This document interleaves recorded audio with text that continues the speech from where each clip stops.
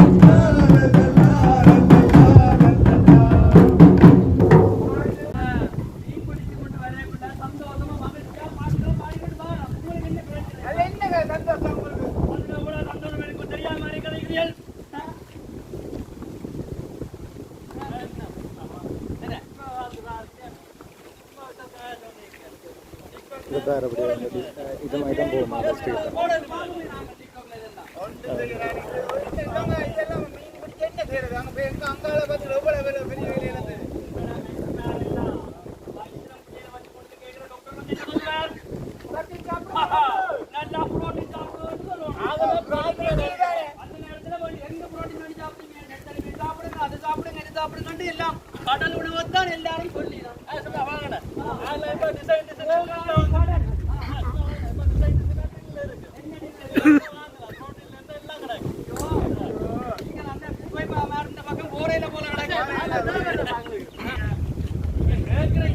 கொஞ்சம் நியாயமான கேள்வி தான். போட்டோல வச்சிருக்கிறான் இருக்கிற எங்களை சமூகத்தை வச்சு முடிச்சு கொண்டு நிற்கிறான். இது காணுமோ